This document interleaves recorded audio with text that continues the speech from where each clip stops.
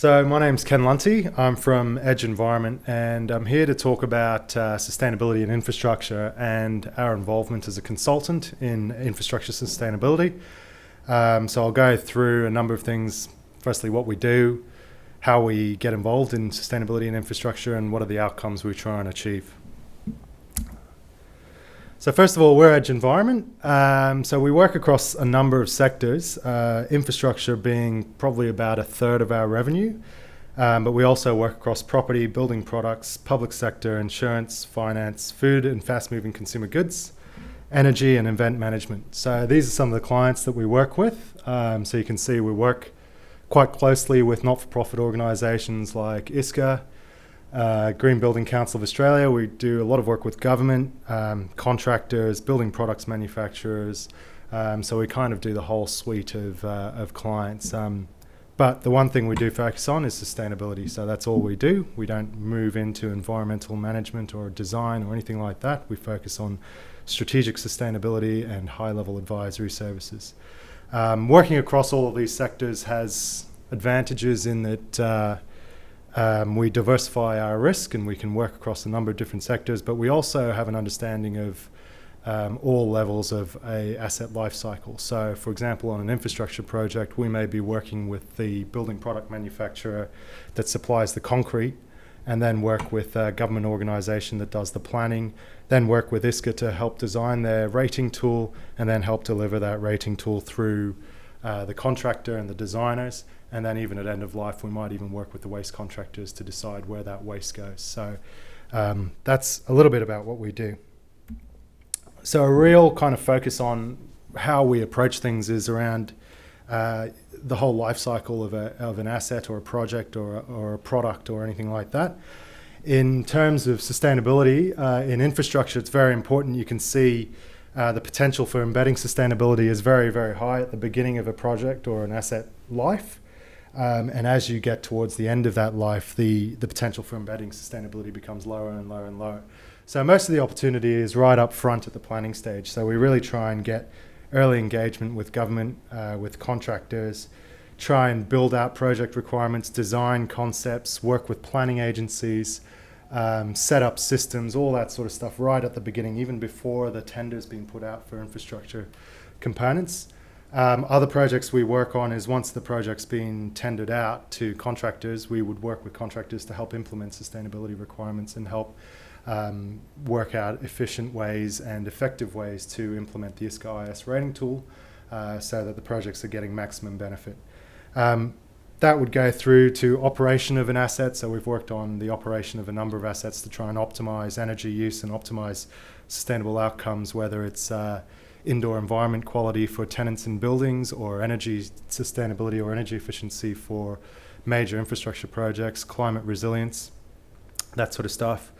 And then at the end of the life, where we are trying to work on is trying to find circular economy solutions or resource recovery solutions where we're avoiding putting waste into landfill. So reusing products, finding deconstruction methods for assets and stuff like that. So we try to work across the whole asset life cycle.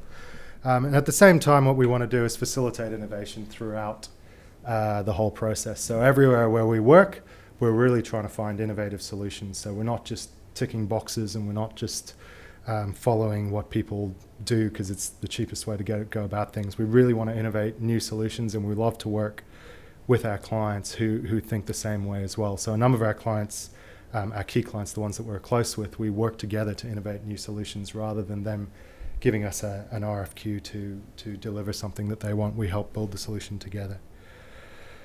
So in terms of infrastructure, one of the key things we look at is whole of life costing. So whole of life costing looks at the whole life cycle of an asset, and we tend to take a triple bottom line approach. So we look at environment, social and economic factors when we come up with our advisory solutions. So you can see on this slide, scenario one might be a business as usual situation where you're building a stock standard building or railway or road, where the capex or the capital cost of that piece of infrastructure is probably as low as possible to save costs.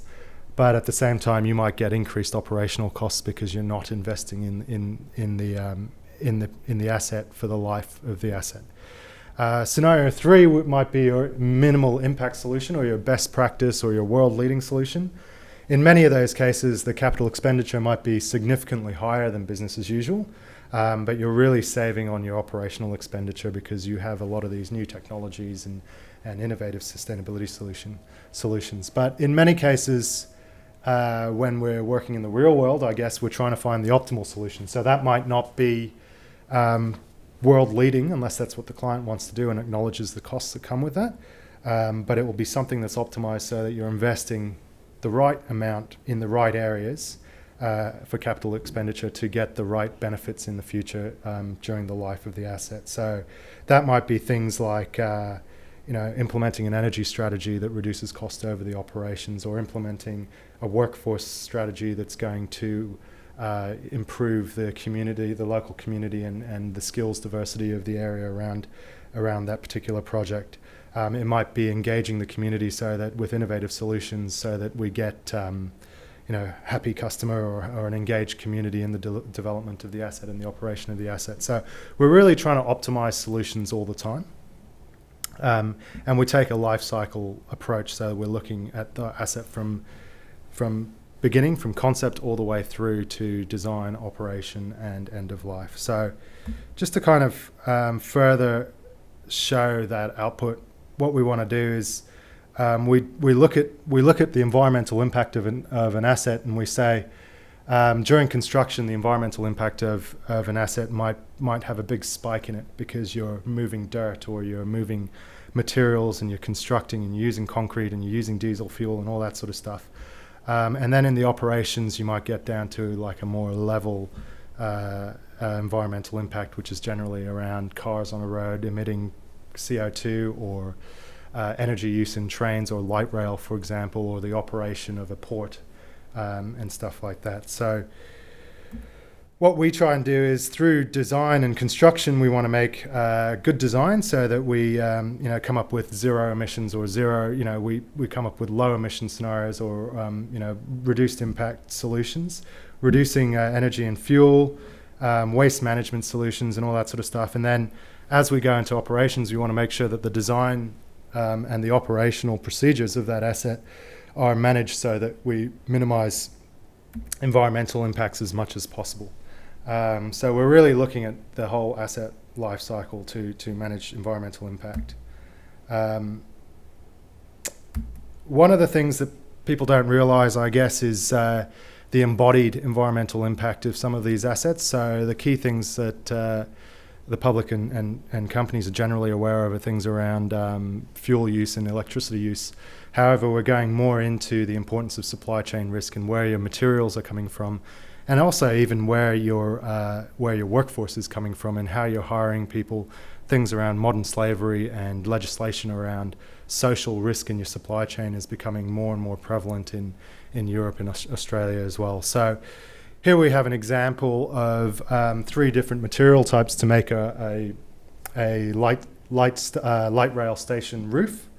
And you can see the one on the very left is zinc compared to a composite metal and a steel product. So you can see the ones on the right have fairly low environmental impact, whereas a zinc material used in the roof has a massive impact. And even more so, that impact is spread across different types of impacts. So although you can see the pink bar there is carbon emissions, which is pretty much the same for all 3 materials when you're looking at the transport and the construction and the use of that material in a stop.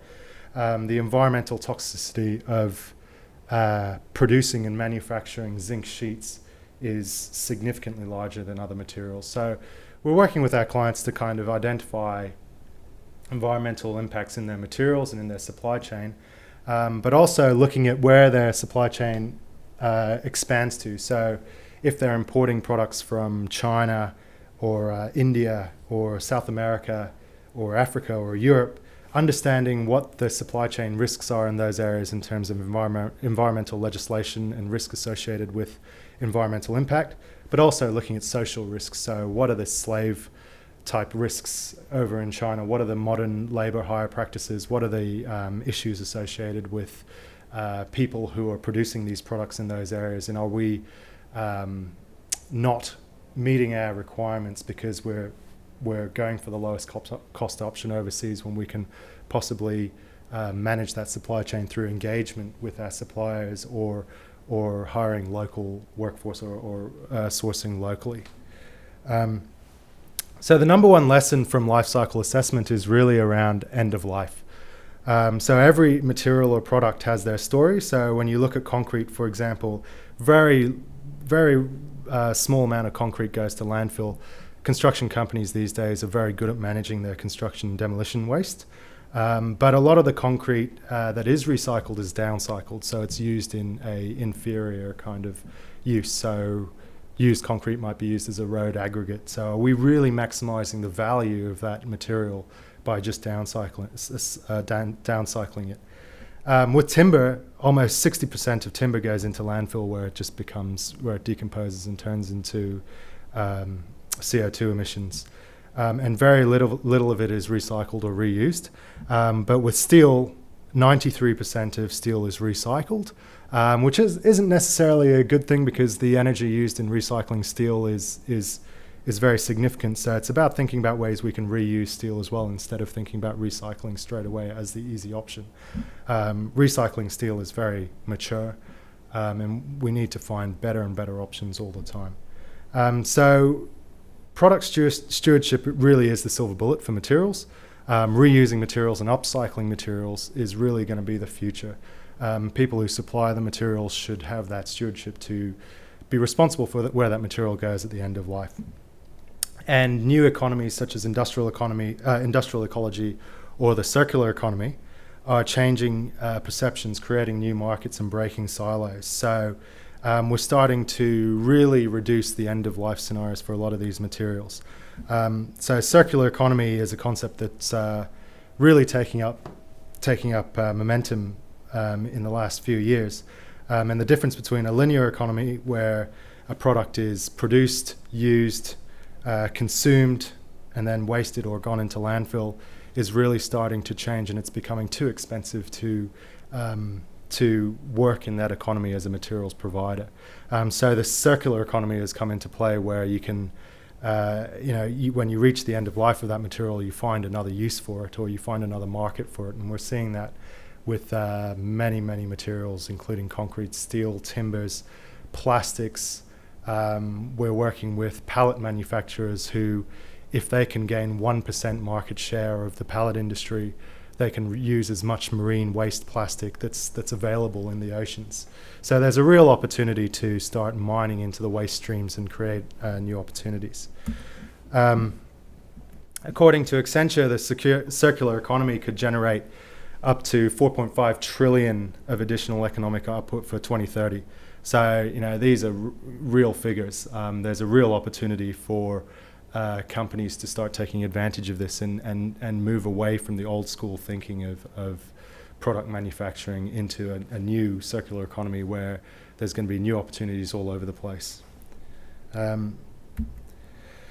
So we also think about the same concept when we look at social impact and benefit. So when we work with contractors or with our clients in terms of producing products or assets, designing assets or managing assets, we also want to maximize the social benefit or reduce the social impact associated with that product or asset. So in terms of infrastructure, again, as you're constructing a piece of infrastructure, you have potential to create social benefit through workforce employment, community engagement and inclusivity, engaging with small medium enterprises and the local businesses, including stakeholders, and providing health and well-being for construction workers as they work. So there's a relatively large amount of social benefit that you can create through a construction project, but when it's in its operation, that's when we should be seeing the real benefits. So a piece of infrastructure like Northwest Rail Link or the Sydney Light Rail,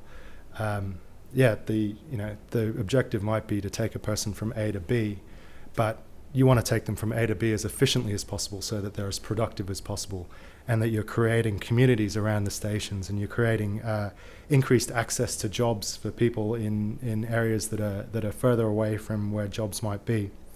You want to create assets that are climate resilient and are increasing the benefit of the area that they're being created. So we're working with a lot of our clients with trying to increase the social benefit and reduce the social impact of a lot of these major infrastructure projects. So that's where we're starting to focus on more and more now, because the environmental impact space, we think that people are becoming very, very mature in this, and the next step is the social impact side.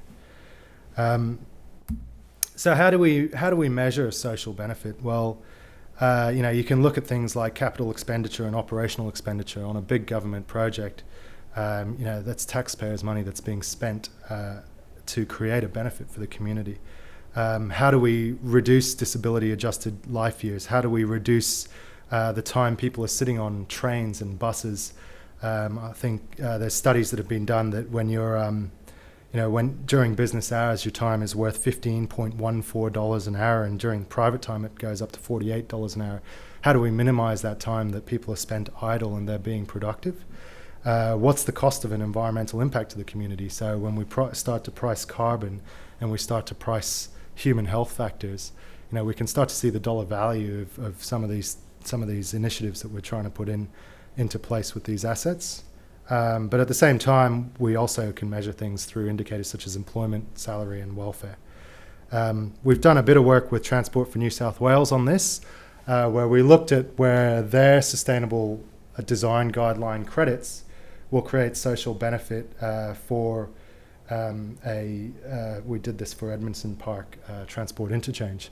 So we looked at where they're focusing on and where those focuses kind of apply to social benefit for the immediate project surroundings, but also to the wider community. So this is the sort of stuff that we're working on now more and more, and this is, I think, with ISCA developing their social credits and a lot of government agencies looking at social impact, workforce development, we see there's real benefit to really make the link between infrastructure and communities and precincts. So eventually we might have a city that looks very different, and I think Sydney is well on its way to looking very different in 2020 than it does today, where we have a lot more accessible transport, we have connected communities, and we have people talking to each other across different infrastructure assets so that they're designed relative to each other, with council input, with stakeholder input, so that we get the best possible outcome for a city.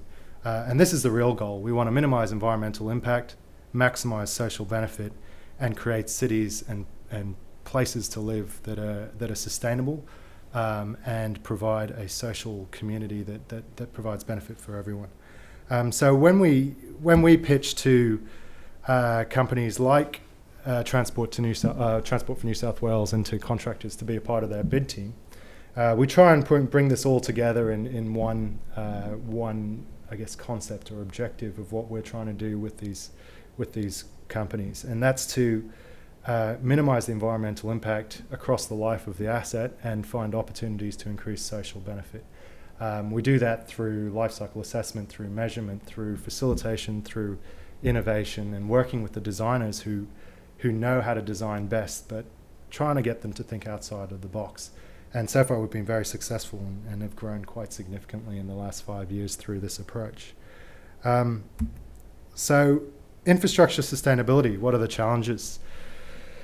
Infrastructure is much bigger than the asset that you're trying to build. For example, for North West Rail Link, they're building a train line, but the sustainable outcomes that come out of that train line are much bigger than the train line itself. You've got the communities at every station, you've got potential for affordable housing, you've got potential to transport people between big distances so that they can find different places to work, they can gain further skills, and they can contribute to the community.